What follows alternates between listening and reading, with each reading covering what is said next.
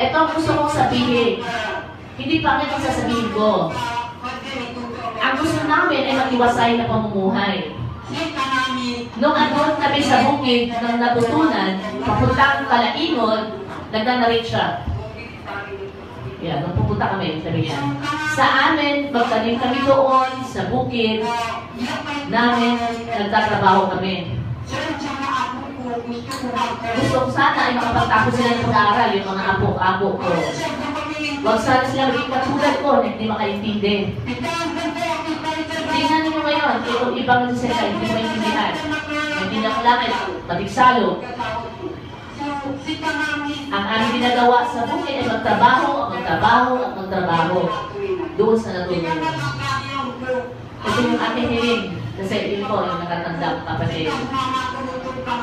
Baka mamatay sila dahil hindi sila siingit. May sakit po daw yung kapatid na doon. Sana magkasunod ng mga dato at mga sundalo. At isa pa, gusto tumulong kung nauwi na kami sa Kalaingon. Pakipos.